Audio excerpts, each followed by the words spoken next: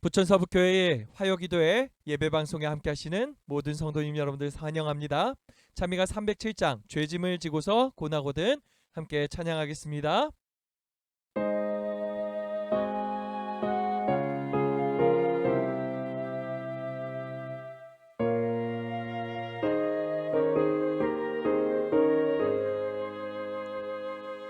죄짐을 지고서 권하거든 내 마음속에 주 영접하며 새 사람 되기를 원하거든 내 구주를 영접하라. 내 의심 다 버리고 구주를 영접하라. 맘몬 다 열어놓고 내 구주를 영접하라. 정결케 되기를 원하거든 내 마음속에 주 영접하며 생명수 마시기 원하거든 내 구주를 영접하라.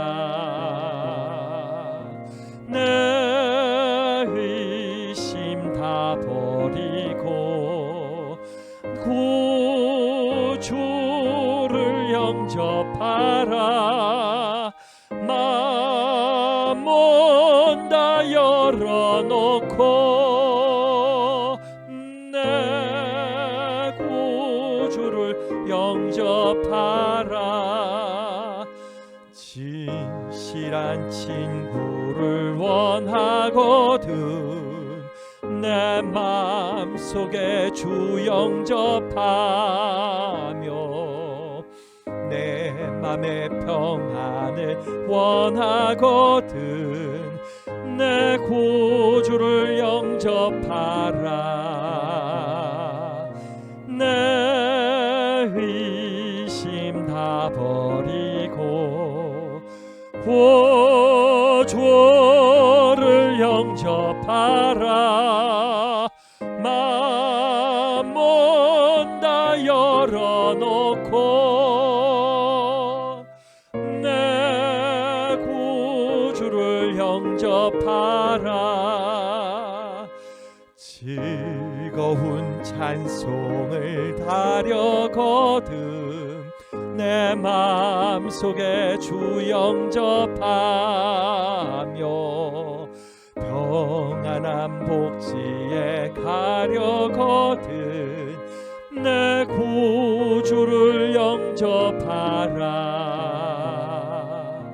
내 의심 다 버리고 구주를 영접하라. 맘몬 다 열어놓고 내 구주를 영접하라. 아멘.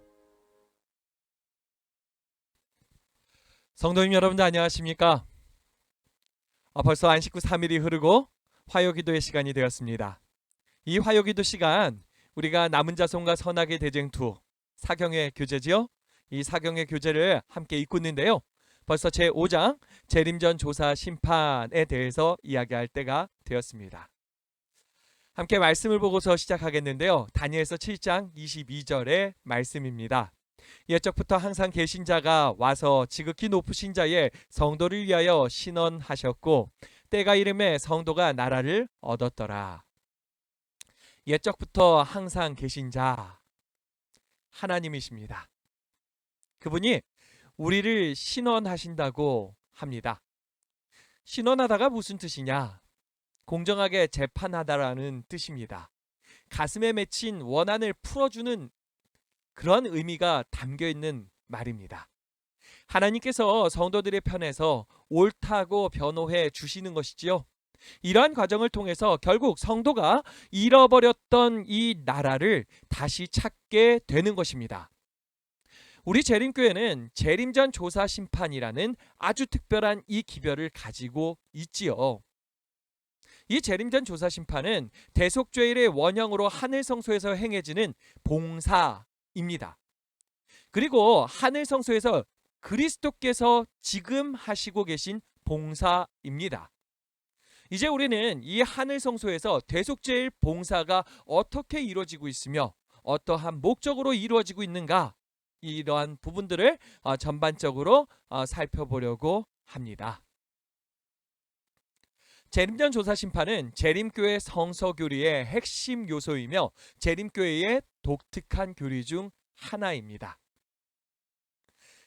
기본 교리를 보면 재림전 조사 심판에 대해서 이렇게 소개하고 있지요. 그분은 2300주야의 예언기간의 끝인 2844년에 그분의 속죄봉사의 두 번째요 마지막 단계에 들어가셨다. 그것은 모든 죄의 최종적 처리에 해당하는 조사 심판의 사업이며 고대 히브리 성소가 대속죄일에 정결케 되는 의식으로 예표되었던 것이다. 이 예표로서의 의식에서는 동물의 희생 제물의 피로 말미암아 성소가 정결케 되었지만 하늘의 것은 예수님의 피의 완전한 희생으로 정결케 된다. 조사 심판은 죽은 자 중에 누가 그리스도 안에서 잠자고 있으며 그러므로 그리스도 안에서 첫째 부활에 참여하기에 합당하기를 하늘의 주민들에게 계시해 준다. 그것은 또한 살아있는 자들 가운데 누가 그리스도 안에 있으며 하나님의 계명과 예수의 믿음을 지키고 있고 그러므로 그분의 영원한 나라에 들어가도록 승천할 준비가 되어 있는지 분명히 알려준다. 이 심판은 예수님을 믿는 자들을 구원함으로써 하나님의 공의를 옹호한다. 그것은 하나님께 충성해 온 자들이 하늘나라를 얻는 것을 선언한다. 그리스도의 이 봉사가 끝나면 재림전에 인간을 위해 은혜의 기간도 끝난다. 조사 심판은요, 이 성소의 절기 중에서 마지막에 해당하는 이 대속죄일에 성소 정결로 예표되어 있던 사역이지요. 이 조사 심판을 통해서요, 하늘 거민들은 구원받는 사람들, 예수님이 오시는 날 부활에 가서 이 구원에 참여하는 사람들이 구원받기에 합당한가를 알게 되는 것입니다. 이 일을 통해 가지고 모든 우주거민들이 다 알게 되는 것이 있어요. 무엇이죠?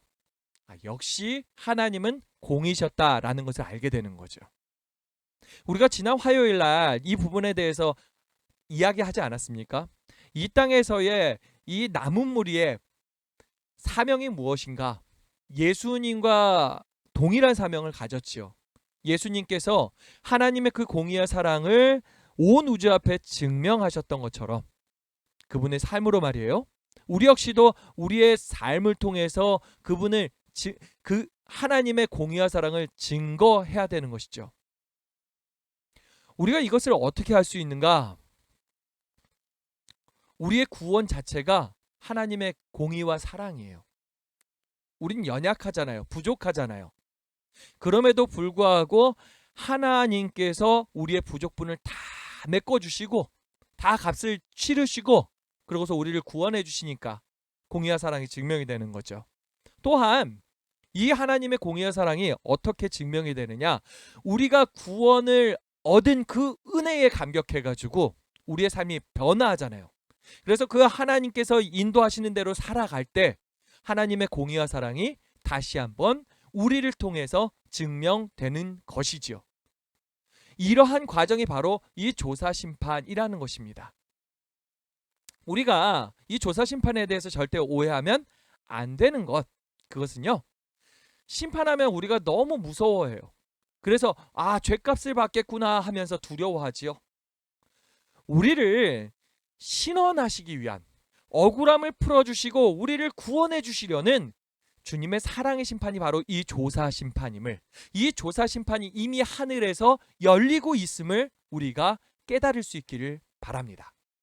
자, 말씀으로 볼까요? 다니엘서 7장 9절 10절 말씀입니다. 내가 보니 왕자가 놓이고 옛적부터 항상 계신 이가 좌정하셨는데 그의 옷은 희기가 눈 같고 그의 머리털은 깨끗한 양의 털 같고 그의 보좌는 불꽃이요 그의 바퀴는 타오르는 불이며 불이 강처럼 흘러 그의 앞에서 나오며 그를 섬기는 자는 천천히요 그 앞에서 모셔선 자는 만만이며 심판을 베푸시는데 책들이 펴 놓였더라. 심판이 베풀어지고 있지요? 거기에 책들이 펼쳐져 있습니다. 어떠한 책이죠?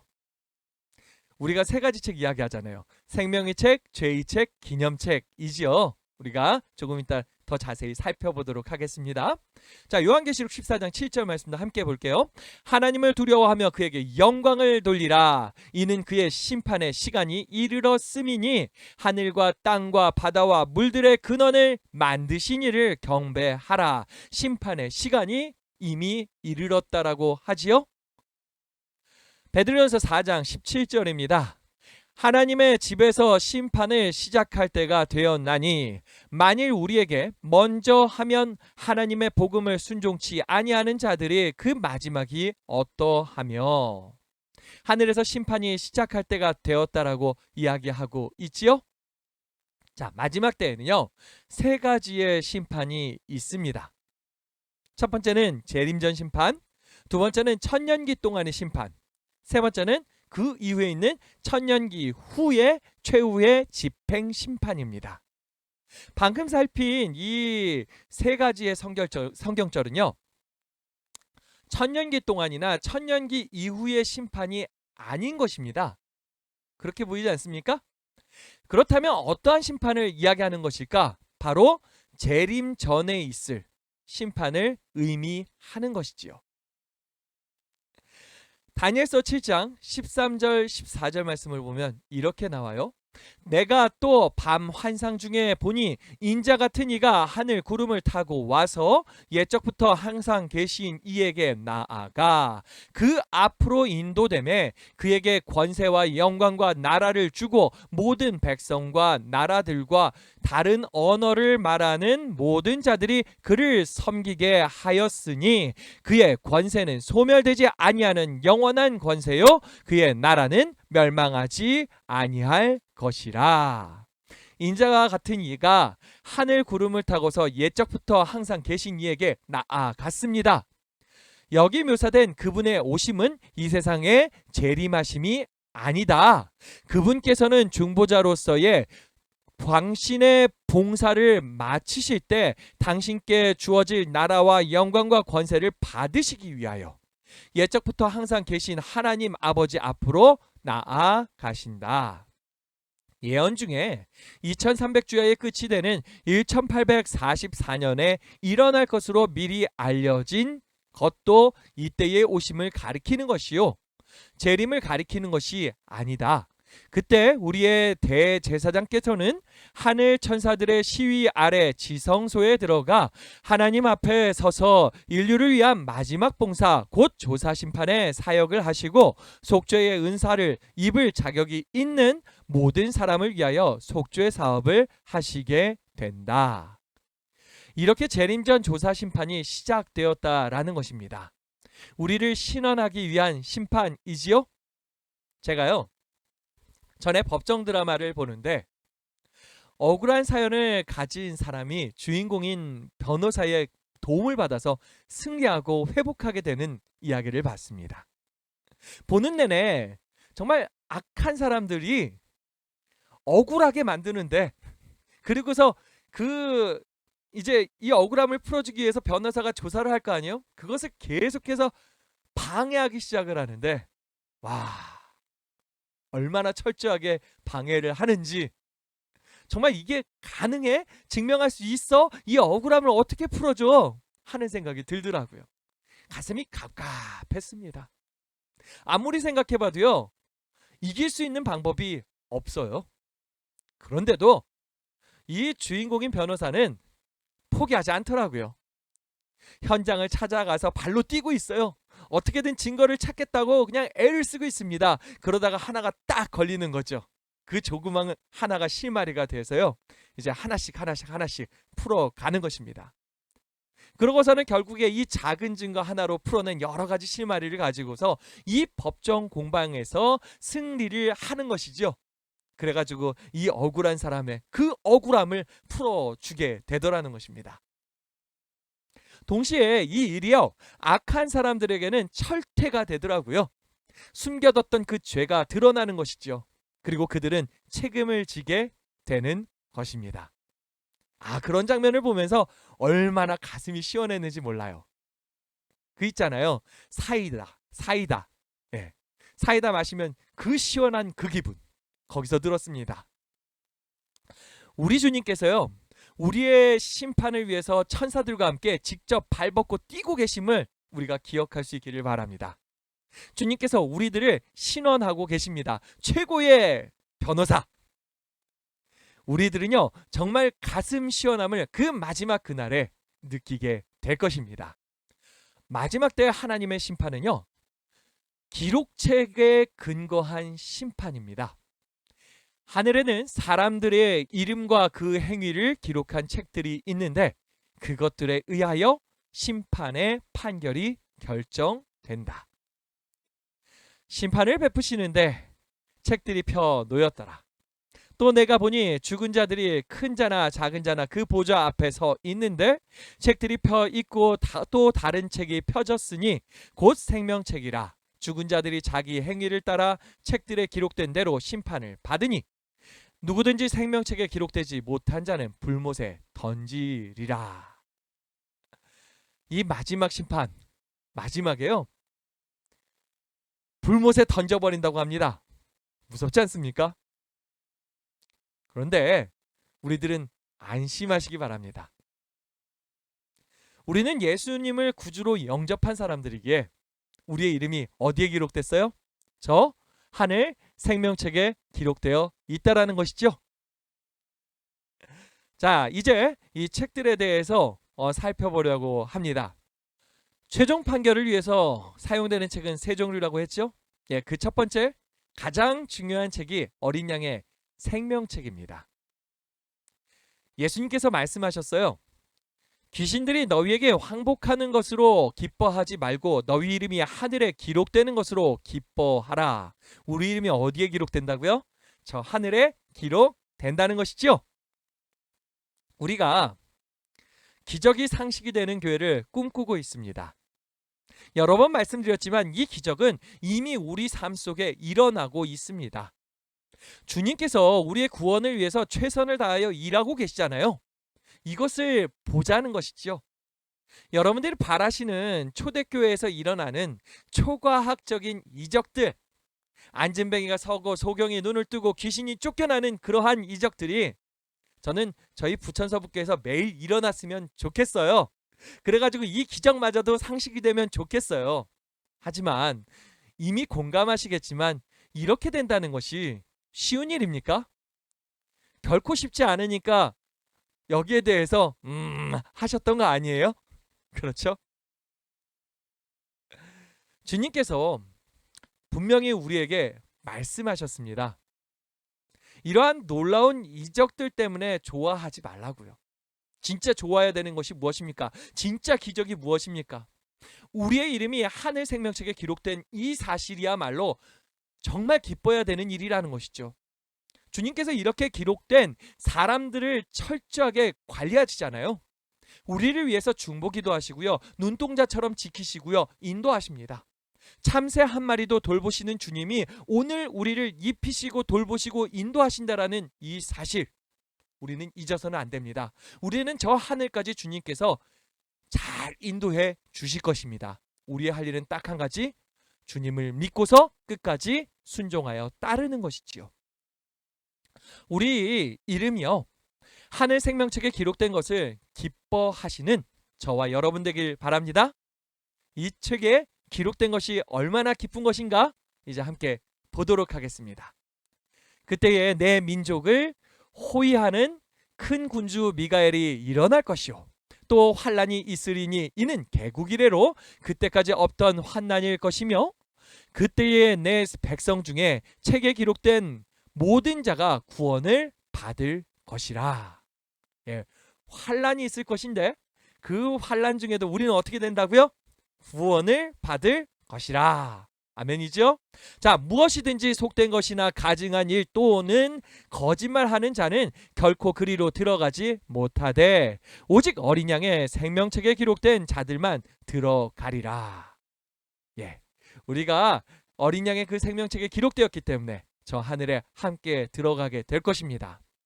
하지만 성경은 이와 다른 경고가 담긴 기별도 있습니다.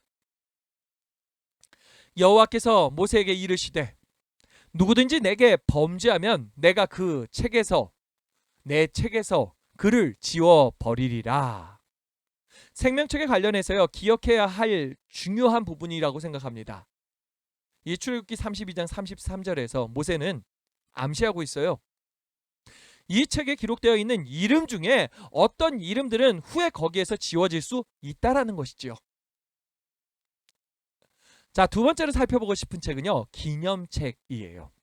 그때의 여호와를 경외하는 자들이 피차에 말하매 여호와께서 그것을 분명히 들으시고 여호와를 경외하는 자와 그 이름을 존중히 여기는 자를 위하여 여호와 앞에 있는 기념책에 기록하셨느니라. 하나님의 기념책에는 의로운 행위가 빠짐이 없이 영원히 기록된다. 거기에는 유혹을 물리친 것, 악을 이긴 것, 부드러운 자비로 표현한 말이 모두 자세히 기록된다. 그리고 모든 희생적 행위와 그리스도를 위하여 받은 고난과 슬픔이 모두 기록된다. 기념책에는요, 하나님의 백성, 곧 생명책에 그 이름이 기록되어 있는 사람들의 의로운 행위들이 모두 기록됩니다. 또한 슬픔과 고통, 고난 다 기록된다고 합니다. 여러분들, 기대되지 않습니까? 나에 대한 기록이 어떨지 우리가 하늘에 가서 확인하게 될 것이에요. 저는 거기에서 저와 여러분들이 이것 때문에 놀랄 것이라고 생각됩니다. 우리는 기억하지도 못하고 잊어버린 것들인데 거기에 낱낱이 다 기록되어 있는 거예요. 이게 뭐지? 이러면서 보지 않을까 생각돼요. 저는 이렇게 기록하시는 그 주님을 보면서 이런 심정이 아닐까라는 생각이 들어요. 부모들이요, 그 자녀들의 그 성장 앨범을 만들지 않습니까? 아이들이 태어날 때부터요, 100일 돌사진, 유치원 입학, 졸업식, 초등학교 입학, 이 모든 것을 다 찍어 놓고요, 앨범으로 만들어 놓더라고요. 거기에는요, 생일이 돼가지고 초를 끄는 모습, 재미있게 노는 모습, 동생 도와주는 모습, 그런 여러 가지 사진들을 넣어놓고 스토리가 이루어지고 있지요. 거기엔 또 그런 사진들도 있어요. 넘어지는 모습, 꼭 있는 거, 우는 모습. 부모들은요, 이 아이들의 성장하는 그 모습을 다 기억하고 싶으신지 그것을 열심히 찍는 거예요. 단 하나도 놓치고 싶지 않다고. 심지어 슬퍼하는 모습까지도 그렇게 찍어가지고 남겨두고 아이에게 보여주는 것이죠. 어떤 분들은요, 거기에다가 잊지 않으려고 글까지 남겨놓으세요. 왜 그렇게 하는 것이죠? 그만큼 이 아이를 사랑하는 것이죠. 저는 우리 하나님도 그러한 마음이 아닌가라는 생각이 들었습니다. 사랑하는 자녀인 우리들이 그 믿음이 성장하는 모습, 그리고 저 하늘까지 주님을 따라서 가고 있는 그 모습을요, 다 하나하나 기록해 놓고 싶고 기억하고 싶으신 우리 주님의 마음 아닐까 생각을 해봅니다. 마지막 세 번째 책은 사람들이 범한 죄가 다 기록되어 있다는 죄의 책입니다. 하나님은 모든 행위와 모든 은밀한 일을 선악간에 심판하시리라. 여러분들, 하나님의 심판은요, 정확해야 합니다.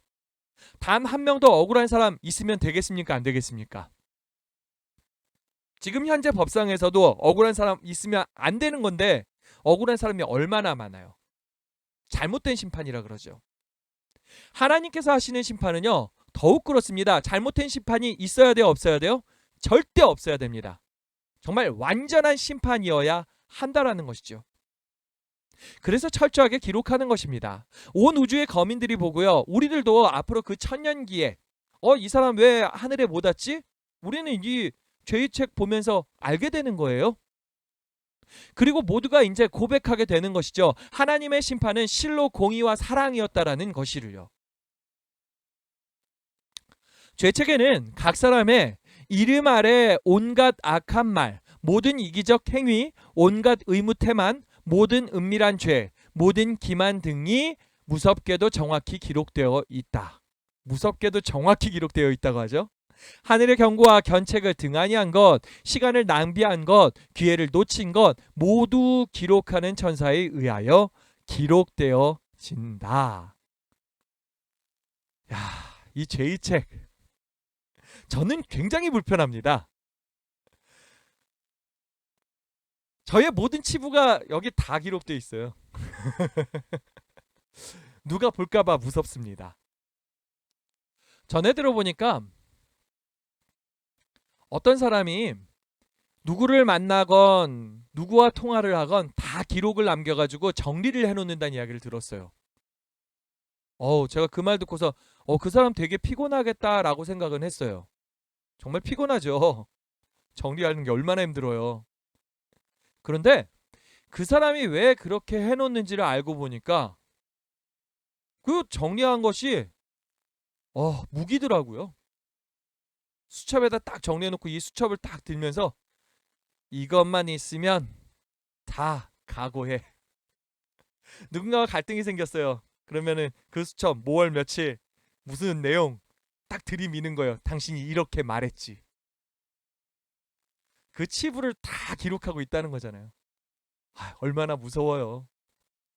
최근에 이제 그 대선이다 보니까 TV를 이렇게 그 대선 토론이나 뭐 이렇게 그 돌아가는 것 이렇게 보면요.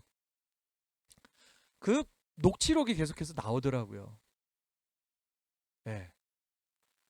아유, 저는요. 제 주변에 이런 사람이 없다는 게 정말 다행으로 여기고 있습니다. 혹시 몰라요. 또 계실지도 모르는데 아무튼 간에요. 없는 걸로 알고 있습니다. 이렇게 생각해 보면요. 이 죄의 책 정말 무서운 책이지 않습니까? 하나님께서요. 야, 너 뭐월 며칠에 너 이렇게 했잖아. 할 말이 없잖아요. 근데 다행히 하나님께서 이렇게 사용하려고 이 책 기록하시는 거 아니라는 거 알고 계시죠? 하나님께서 이렇게 기록하시는 이유는요.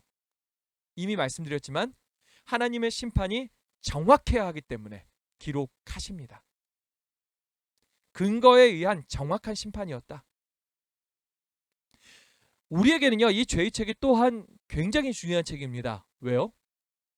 우리가 혹 억울한 일이 있거나 그렇다면 다 풀 수 있도록 기록되어 있는 우리와 연관되어 있는 사람들의 그러한 내용들이 다 기록되어 있어요. 하나님께서 그거 다 풀어 주신다라는 거죠. 자, 요약해 보도록 하겠습니다. 생명책에는 하나님의 초청을 받아들여 그분과 올바른 관계를 맺는 경험이 있는 모든 사람의 이름이 기록되어 있다. 기념책에는 생명책에 그 이름이 기록되고 있는 사람들의 선한 행실들이 기록되어 있다. 죄책에는 아담으로부터 시작해서 마지막으로 이 땅에 태어난 사람에 이르기까지의 의인과 악인을 막론하고 모든 사람의 죄가 기록되어 있다.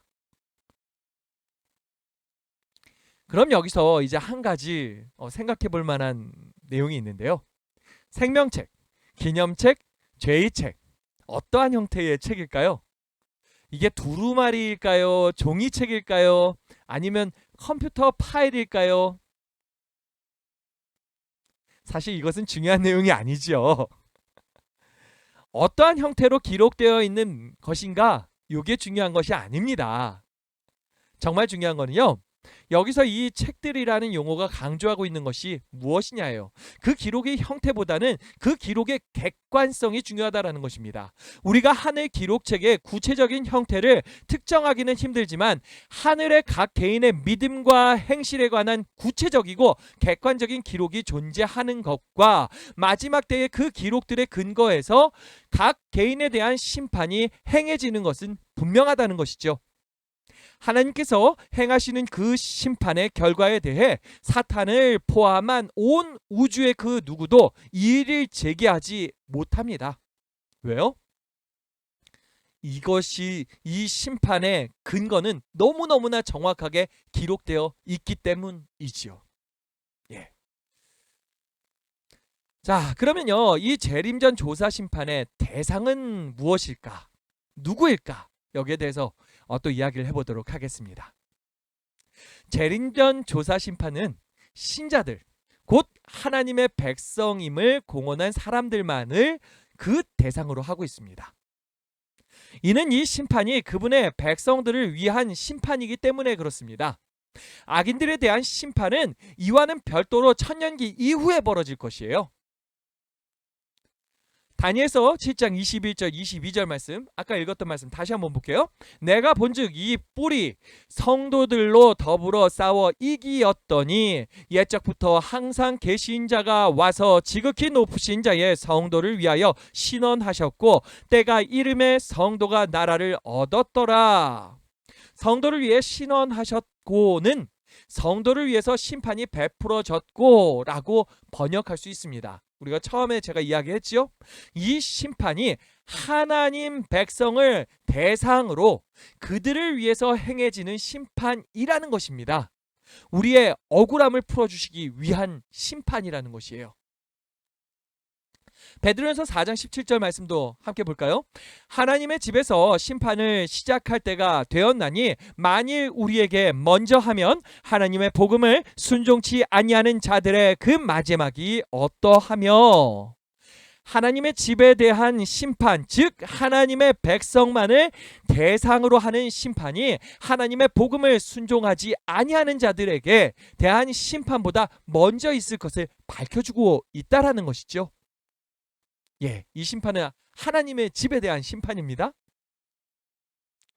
매일의 성소의 봉사는 본질적으로 개인들을 중심으로 하는 봉사이며 지성소 봉사는 성소 중심의 봉사이다. 전자는 죄인이 용서받고 하나님과 화목하게 되는 것을 가능케 하며 후자는 성소와 하나님이 백성이 정결케 되는 것을 가능케 한다. 성소 중심의 봉사나 성소의 정결은 성소에 축적되어 있던 죄를 제거하는 것을 의미한다. 지상 성소 제도와 하늘 성소 제도 둘 모두에서 오직 고백된 죄들만이 성소로 옮겨지는 것이기 때문에 자신의 죄를 고백하지 않은 죄인은 이 지성소 봉사의 대상에서 제외된다. 따라서 하늘 지성소에서 행하여지는 재림전 조사 심판은 자신의 죄를 회개하고 칭의와 회심을 경험한 사람들만을 그 대상으로 한다. 성도를 위한 심판이라는 것입니다. 상징적 의식에는 죄를 회개하고 고백함으로 하나님 앞에 나온 사람들, 곧 그들의 죄가 속죄 제물의 피를 통하여 성소로 옮겨진 자들만이 대속죄일의 봉사에 참여할 수 있었다. 그와 마찬가지로 최종적인 속죄와 조사 심판의 큰 날에도 하나님의 백성이라고 공언하는 사람들의 경우만을 다루게 된다. 악인들의 심판은 완전히 구별되어 있으며 그것은 그 후에 집행된다. 재림전에 이뤄지는 이 조사 심판은 성도를 위한 심판이라는 것이지요.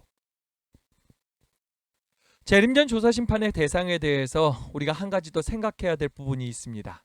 그것은 그 사람이 현재 모습이 아닌 그 사람의 생애 전체를 대상으로 한다라는 것입니다.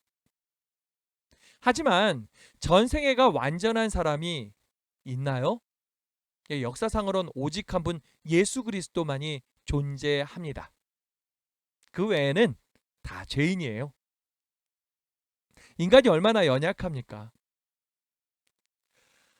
이런 것을 실감하다 보니까 이런 생각을 할 때가 있었습니다. 참, 그리스도인으로 살아가면서 너무 힘들다. 내가 의롭게 살아가야 되는데.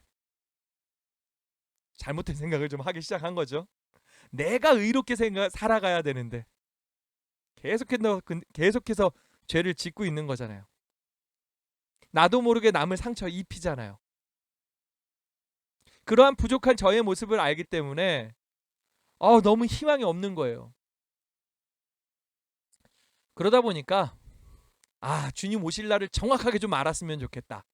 하루 전쯤에 아니면은 한 3시간 전쯤에 내가 회개하면 정말 깨끗하게 되어서 구원 얻을 수 있지 않겠냐. 이런 생각을 한 때가 있었습니다. 네, 정말 잘못된 생각에 빠져 있었던 것이죠. 예수님의 심판은요, 현재 내가 완전하냐, 미래에 내가 완전하냐, 이게 중요한 게 아니에요. 예수님의 심판은 전 생애를 가지고서 심판하시는 것입니다. 우리가 여기에 대해서 오해하면 안 된다라는 거죠. 우리가 하나님의 심판에서요, 무죄 선고를 받을 수 있는 유일한 길은 예수 그리스도뿐입니다. 예수님 안에 거해야 해요. 바울은 로마서 8장 1절에서 그리스도 예수 안에 있는 자에게는 결코 정죄함이 없다라고 선포하는 것이거든요. 우리가 예수님 안에 거하면서 매일 믿음으로 살아갈 수 있기를 바랍니다. 칭의는 그리스도의 죄 없는 완전한 삶이 죄인의 죄되고 불완전한 삶을 대신하는 것을 의미합니다. 그래서 실제 조사 내용은 그 사람이 진정으로 의롭다 하심을 받았는가 하는 것입니다. 하나님께서는 그리스도를 개인의 구주로 받아들인 사람을 그리스도의 의의 품성으로 옷 입혀 주시는 것입니다. 그 후 그가 옷 입은 그 품성을 근거로 그를 의롭다 칭하시는 것이지요. 이로 인해서 그는 하늘 법정에서 무죄 판결을 받고 온 우주 앞에서 하나님의 자녀로 확정되는 것입니다. 이 재림전 조사 심판에 목적이 있습니다. 어떠한 목적이 있을까요? 하나님은 왜 굳이 이 재림전 조사 심판이라는 것을 하셔야 했을까요? 이것이 왜 꼭 필요한 것이었을까요? 이 질문에 대한 올바른 대답은 구속의 경륜에 대한 폭넓은 이해, 곧 그것을 인류의 관점이 아닌 하나님의 관점에서 또한 이 세상적 배경이 아닌 우주적 배경에서 이해할 때에 그제서야 얻어질 수 있을 것입니다. 그렇다면 하나님의 관점, 우주적 배경에서 이 문제를 어떻게 생각해야 될지 함께 보도록 하겠습니다. 첫 번째 생각해 봐야 되는 것은요, 재림전 심판은 죄의 도말을 위한 심판이었다라는 것이죠. 개신교인들이 이렇게 묻습니다. 신자들은 그들의 죄를 이미 다 십자가에서 용서받았는데 왜 심판을 받아야 하는가? 죄의 용서와 죄의 도말은 다른 개념이라는 것이죠. 구원을 받는 데는 죄를 용서하는 것만으로 충분하지 않은가? 나의 죄가 도말되는 것이 나의 구원과 어떤 관계가 있는 것인가? 구속의 경륜의 궁극적 목표는 무엇인가? 죄인을 위한 그분의 구원의 사역은 어떻게 완성되는 것인가? 복음주의 교파에서의 구원은 죄인이 예수 그리스도를 개인의 구주로 받아들이는 초기 경험에 초점을 맞추고 있습니다. 하지만 하나님의 구속 사업의 완성은 그의 모든 죄는 도말되고 그의 죄의 결과도 모두 제거되어야 구속의 사역이 완성되는 것으로 보고 있다라는 것이죠. 두 번째는 우주 앞에 공개되는 심판이라는 것입니다. 조사에 의한 판결은 하나님을 위한 것이 아닙니다. 하나님은 이미 모든 것을 아시고 계시지요. 공개 조사가 필요한 이유는요, 제한적 지식을 가진 천사와 다른 세계의 거민들을 위한 것입니다. 그렇다면 재림전 조사 심판이 필요한 이유는 무엇인가? 이 심판은 하나님을 위하여 행하여지는 심판이 아니다. 이 심판은 사탄의 비난에 대한 답을 제시하고 타락하지 않은 피조물들에게 하나님께서는 오직 진심으로 회심한 자들에게만 그분의 나라를 허락하신다라는 확신을 심어주는 근본적으로 우주를 위해 행하여지는 심판이다 라는 것이죠. 하나님이 타락하지 않은 피조물들은 전지한 존재들이 아니다. 그들에게는 마음을 읽을 수 있는 능력이 없다. 이 때문에 그리스도의 재림 전에 거짓된 자들로부터 참된 자들을 구별하여 내고 또한 이 일을 흥미 깊게 바라보고 있는 우주의 거민들에게 신실히 믿는 자들을 위한 하나님의 구원 사업 속에 나타나 있는 그분의 공의를 보여주기 위하여 심판이 행하여져야만 한다. 모든 우주의 거민들에게 우리의 모든 것이 다 공개되고 왜 구원을 받는지 다 공개되어야 하기 때문이라는 것입니다. 재림전 심판의 목적 세 번째는요, 구원을 확정하는 심판이기 때문입니다. 이 심판은 성도들에게 참 기쁜 소식입니다. 왜냐하면 이 심판은 지극히 높으신 자의 성도를 위한 심판이기 때문입니다. 하나님의 자녀는 심판에서 그리스도가 중보를 하신다는 사실을 알게 될 때 걱정을 하지 않고 확신을 하게 된다. 그는 한 분이 그의 편에 서 계신다는 것과 그 심판 사업이 그를 중보하시는 그분에 의해 행하여진다는 사실을 알고 있다. 그리스도인은 이 심판에서 그리스도의 의 안에서 안전히 보호된다. 우리를 중보하시는 이 예수 그리스도가 있음을 우리는 믿고 있지요? 그래서 이 조사 심판은 두려운 것이 아니라고 하는 것이죠. 재림전 조사 심판은 우리의 구원을 온 우주 앞에서 객관적으로 확정하는 심판이다. 이 심판을 통해서 하나님의 영원한 나라의 시민권을 받을 수 있는 우리의 자격이 증명된다. 따라서 이 심판의 결과로 우리는 온 우주 앞에서 우주 가족의 일원으로 확정된다. 주님께서 온 우주 앞에서 우리를 증명하고 있는 것이 바로 이 조사 심판입니다. 이들은 정말 구원받기에 합당한 자들이다. 주님께서 이것을 증명해 주세요. 얼마나 감사한 일입니까? 재림전 조사 심판은 생명책에 그 이름이 기록되어 있는 사람들만을 그 대상으로 하는 심판입니다. 이 심판의 결과로 어떤 이름들은 간합되고요, 살아계신 하나님의 인을 받게 됩니다. 다른 이름들은 거부되어 천년기 이후에 다른 악인들과 함께 마지막 집행심판을 받게 되는 것입니다. 간합되는 이름들은 누구인가? 재림전 심판에서는 오직 그리스도 안에 있는 사람들에게만 안전이 보장됩니다. 이는 마태복음 22장의 결혼 예복에 관한 비유에서 주인이 제공한 결혼 예복을 입은 사람들만 잔치에 참여할 수 있었던 것처럼 그리스도께서 제공하시는 완전한 의로 옷 입은 사람들에게만 무죄 선고가 내려지는 것입니다. 최종적으로 확증되면요, 이름은 생명책에 영구히 보존되게 됩니다. 죄의 책의 모든 기록은 완전히 삭제돼 버립니다. 그 부끄러운 기록 절대 안 보여줬으면 좋겠는데요, 다 삭제해 주신대요.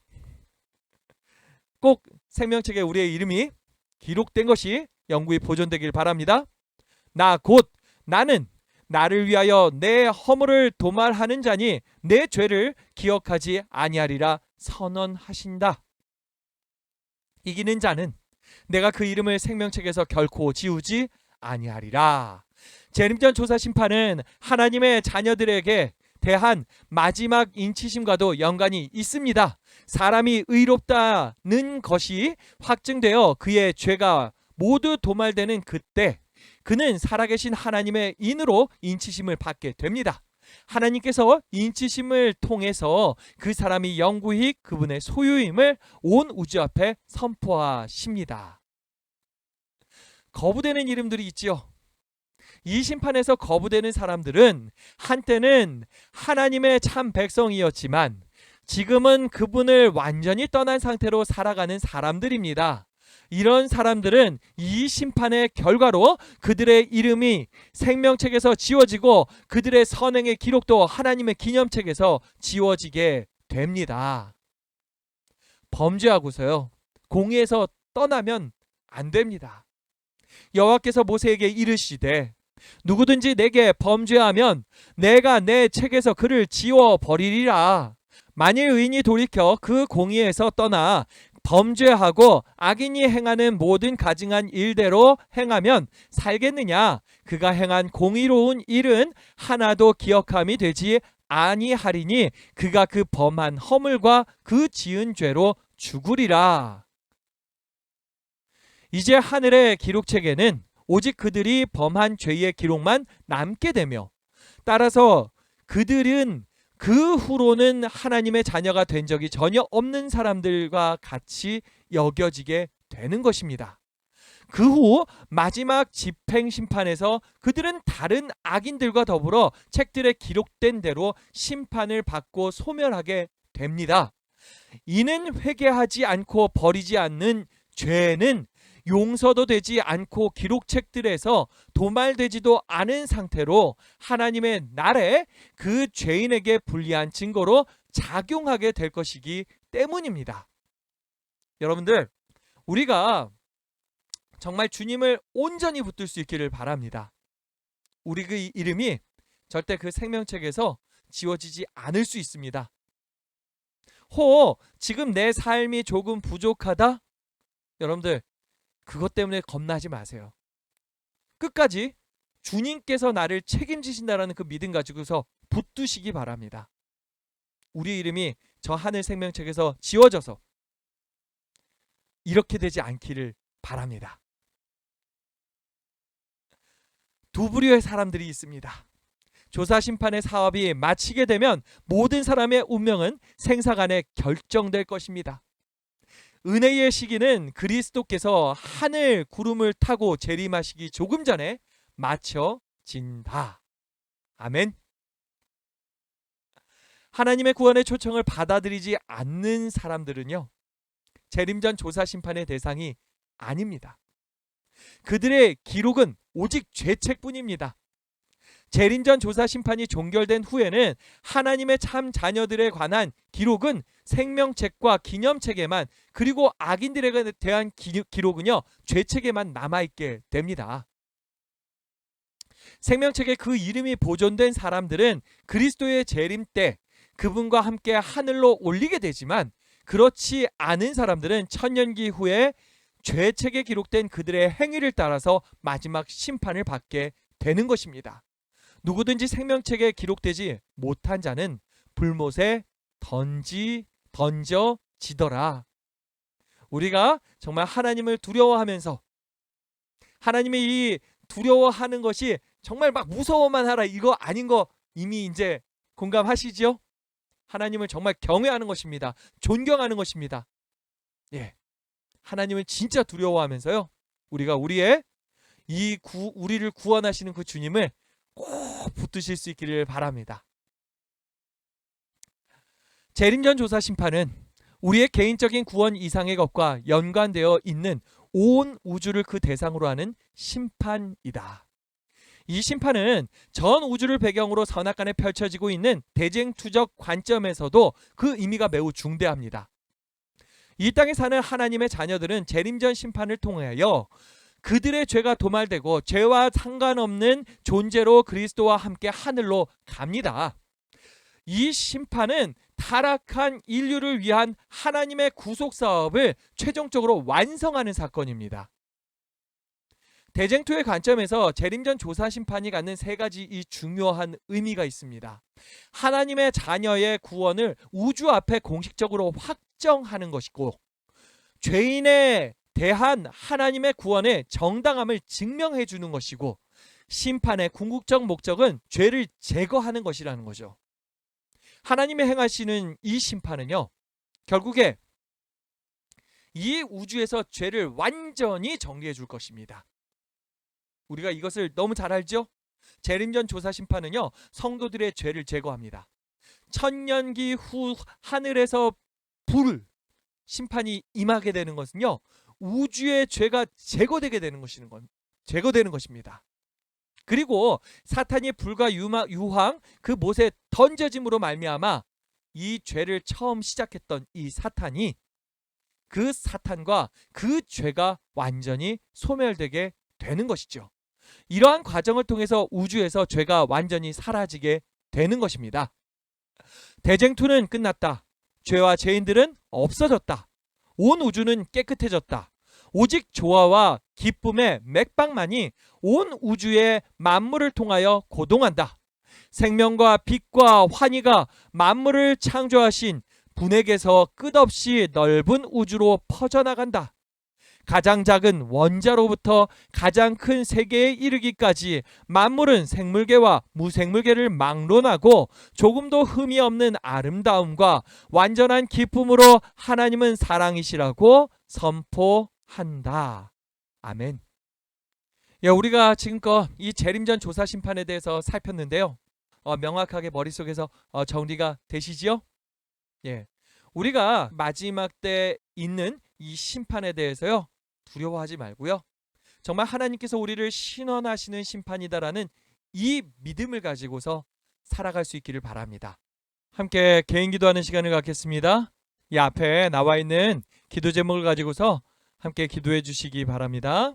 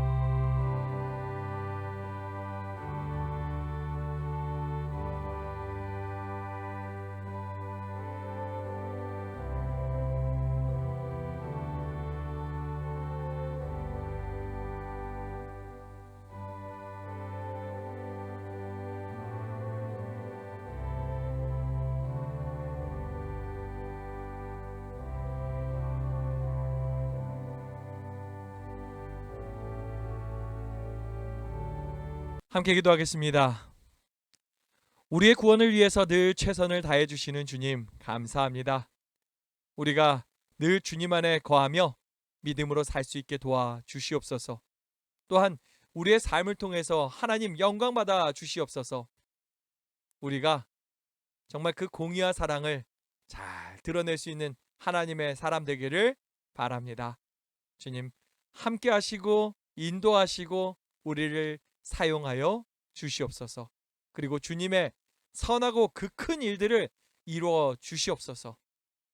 또한 그 일들을 바라보며 우리의 믿음이 더욱더 불타오르고 뜨거울 수 있게 도와 주시옵소서. 주님께서 함께 하시어 또 이 남은 한 주간도 승리할 수 있음을 믿습니다. 더욱더 구원의 확신 가운데 거하게 하여 주시며 주님을 증거케 하여 주시옵소서.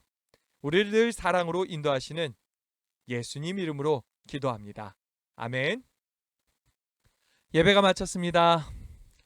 성도님 여러분들께 감사드립니다. 기도해 주셔가지고 비록 지금 격리된 상황이지만 저희 아이들도 잘 지내고 있고요. 저희 승찬이는 또 무증상으로 전혀 아프지 않고 잘 지내고 있습니다. 저 역시 굉장히 건강해 보이지요? 감사합니다. 성도님들의 기도가 있은 덕입니다. 다시 한번 호소드리지만요. 이번 안식일에 저희 교회에 큰 도전이 있습니다. 우리가 소그룹으로 중동중학교에 가서 이 소그룹을 체험해보고 느껴보고 올 것입니다. 그리고 도전을 할 것입니다. 더 우리 교회에 내실이 갖춰지고 성도님들 간에 이러한 더 끈끈한 그러한 관계가 맺어지게 될 것이라고 믿고 있습니다. 그렇게 기대하고 있고요. 우리 성도님 여러분들이 이 일을 위해서 함께 기도해 주시고 도전해 주시길 바랍니다.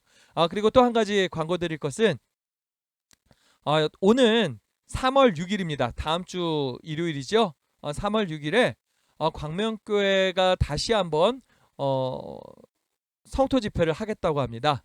성전수호를 위한 성토 집회 하겠다고 합니다. 우리 성도님들 중에서 시간을 내어서 함께 해주실 수 있는 분은 함께 해주시면 좋겠고요. 이번에는 거리 행진까지도 있을 것이라고 합니다. 아무튼 감사하고요. 우리 성도님 여러분들 남은 한 주간도 승리하는 삶 되시기 바랍니다. 화이팅입니다. 안녕히 주무세요.